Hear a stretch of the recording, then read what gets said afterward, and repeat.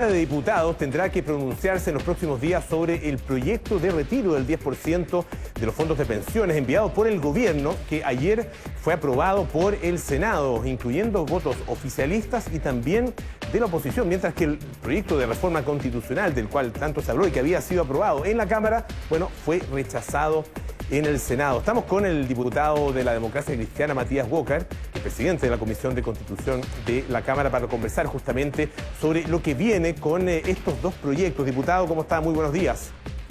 Hola, Polo, ¿qué tal? Muy buenos días. En primer lugar, diputado, bueno, ¿cuál es su impresión acerca de lo que ocurrió ayer en el Senado? ¿Cómo lo recoge desde el punto de vista político y particularmente qué mensaje se le da a la ciudadanía que está obviamente esperando poder hacer uso, ¿no es cierto?, de estos recursos?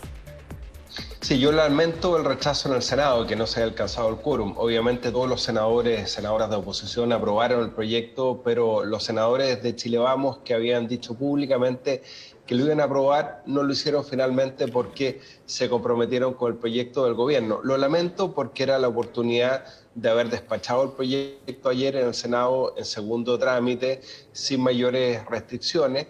Y ahora, bueno, se va a dar el caso que viene el proyecto en segundo trámite del gobierno a la Comisión de Trabajo. Yo espero que se dé cuenta mañana de ese proyecto. Nosotros tenemos mañana sesión para ratificar el informe de la Comisión Mixta de Presupuesto, que se dé cuenta, que pueda sesionar la Comisión de Trabajo rápidamente. Obviamente, el gran problema que tiene el proyecto del gobierno, si bien se ha acercado mucho su contenido, ya no es un autopréstamo, ya no existe esta obligación polo de reintegro que proponía el gobierno originalmente, el tema del impuesto.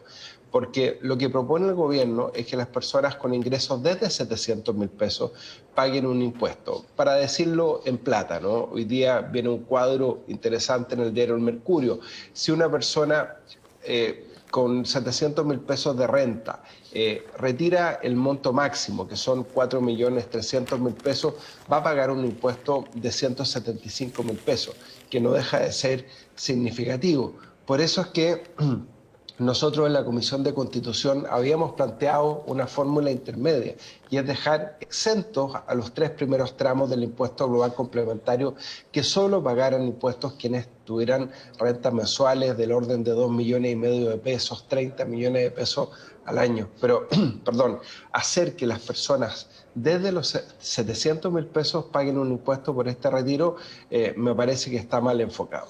Y lo que se pretende entonces en ese sentido es eliminar el impuesto, es decir, que estos recursos en el momento en que se retiran no constituyan renta tal como fue el primer retiro del 10%, o subir el tramo, digamos, y que a partir de un determinado tramo más arriba, 1,5 millones, 2 millones, no sé, lo que finalmente se determine, de ahí en adelante se comienza a pagar el impuesto. Exactamente, Polo. Yo soy partidario de eso, que se pueda llegar a un acuerdo en segundo trámite con el gobierno, que no se aplique el impuesto desde los 700.000 pesos de renta, porque ahí estamos hablando ya de sectores de clase media baja, que obviamente están esperando este retiro desde hace mucho tiempo, no tenían contemplado la posibilidad de pagar un impuesto. Yo espero que se llegue a una fórmula como la que habíamos aprobado en la Comisión de Constitución, es decir, que solo paguen un impuesto quienes tienen rentas superiores a los 30 millones de pesos al año. Me parece que es lo más justo. Ahora, no es fácil, Polo, porque, como tú sabes, solamente en materia de ley, distinto de reforma constitucional, el Ejecutivo tiene iniciativa en materia de impuestos, ya sea para establecer impuestos o para establecer exenciones tributarias. Tendría que ser una indicación del gobierno y yo espero que así ocurra. Ahora, ¿qué pasa con el otro proyecto, el proyecto de reforma constitucional? Una vez que fue rechazado en el Senado, tiene que ir, entiendo, a una comisión mixta, ¿no?